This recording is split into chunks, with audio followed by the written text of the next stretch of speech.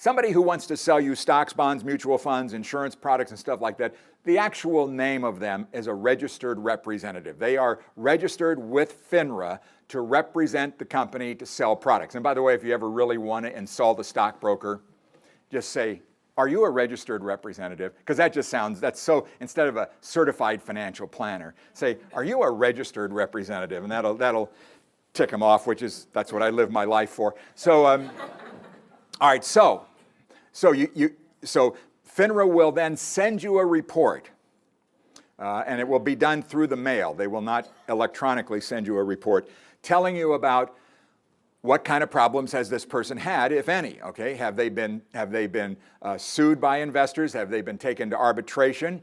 Have they been censured by their own company? Have they been censured by the industry? What has happened in their background that you really need to know?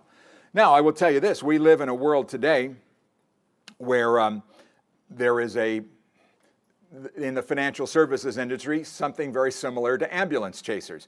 There are attorneys that go out and find people that have lost money in the stock market and said, listen, we'll take it to arbitration. You got a 50-50 chance you're going to get your money back, even though it probably wasn't anybody's fault. But what the heck? Let's go ahead and give it a try.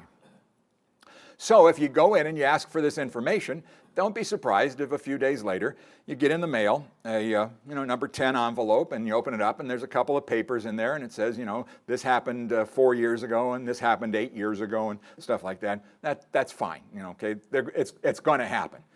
However, if a UPS truck pulls up in front of your house, okay, and they start unloading boxes of stuff, you probably don't want to work with that person. You should do this, okay? You should do this. It always amazed me. I always should point out that I started in my career as a journalist, but somewhere along the line made a variance and got involved and worked 15 years as a financial advisor with the biggest brokerage firm out there.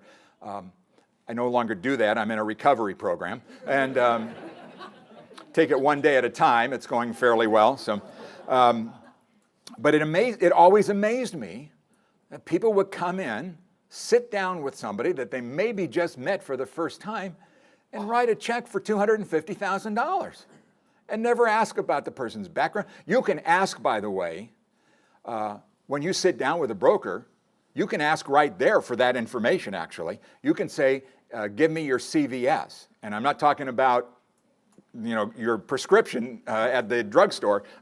There's a document called the CVS that the broker is required to give you if you ask for it.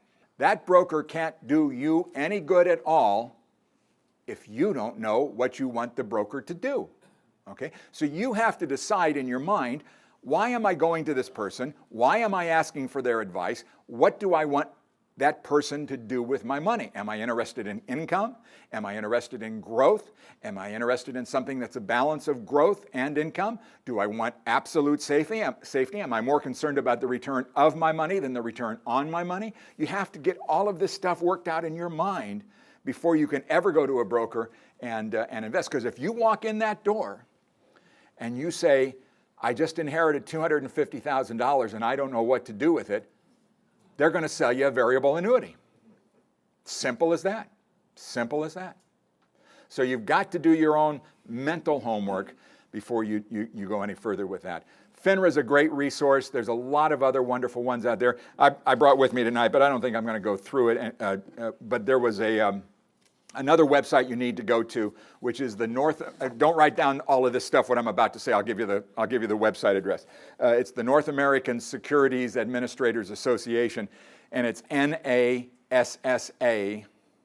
NASA with an extra A, .org.